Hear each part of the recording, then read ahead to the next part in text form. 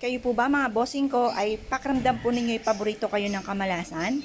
Or kaya po ay kahit anong gawin po ninyong kayod ay parang napapansin ninyo na parang sa walat-wala ang inyo pong pinaghihirapan, ang inyong kasipagan? Ako po may tuturo sa inyo mga bossing ko ng isa sa mga pamamaraan na ritual upang sa ganon kung ano man ang inyo pong mga ninanais ay kaagad nyo po itong makakamtan. Pero syempre, makapangyarihan ang ating isipan. Kailangan naka-mindset na sa inyo na kayo po yung magiging matagumpay at matutupad na lahat ang mga pinapangarap at malalayo kayo sa anumang kapamakan. Proven po ito na napakaswerte basta't may 100% kang paniniwala na mababago ang takbo ng inyong pamumuhay. Kung ang nasa isipan ninyo, kayo po ay malas nga po ang mga magaganap. Pero kung papalitan nyo po ito, i-reverse po ninyo ang nasa inyong isipan na kayo po yung magiging matagumpay at simula na ito ng tagumpay ninyo, wala pong imposible sa mga taong masisipag, madiskarte, hindi nakakalimot magdasal at sasabayan din natin ng mga pampaswerte. Kagaya po nito, isang butil lamang mga bossing ko ang inyong kukunin at ikaw ay haharap sa may silangan at manalangin ng taimtim. I-wish na sa pamamagitan ng inyong sipag at tiyaga at pananalig sa mahal na Panginoon at sa mga ganitong mga pamamaraan ay mababago na ang takbo ng inyong pong pamumuhay. Paulit-ulitin ang mga magagandang salitain. Yung mga pangit na nagaganap sa inyo pong buhay, yan po ay ipagdadasal ng taimtim na mabago.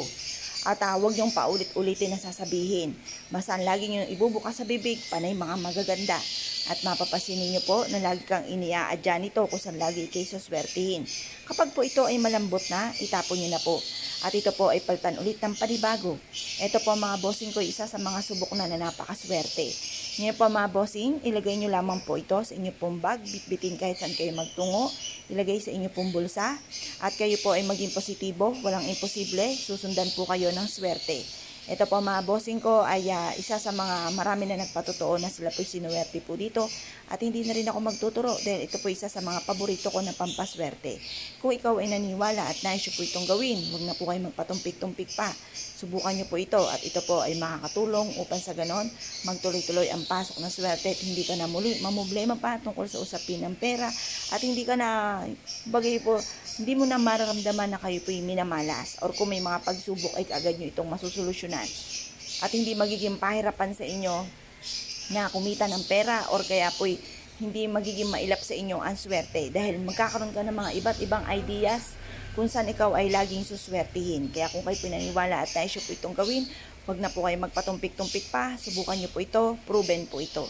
At ganoon din po mga bossing, kapag po kayo matutulog, pwede nyo rin po siyang ilagay sa inyo pong ilalim ng unan upang sa ganoon ay magkaroon kayo ng masarap na tulog, malayo sa anumang kapahamakan at kayo po ay hindi malasin. Dahil habang tayo natutulog ay malaki po ang posibilidad na kayo po ay pag may naiinggit sa inyo, gamitan kayo ng kaliwa, maaaring ito ay tumalab or kaya hindi kayo makatulog bagamat kayo pagod na. Maaaring may mga hindi kayo nakikita na nasa paligid para hindi kayo lapitan po nila. Mainam na meron po kayong ganito. Kaya kung kayo pinaniwala mga bossing, good luck bossing po lahat.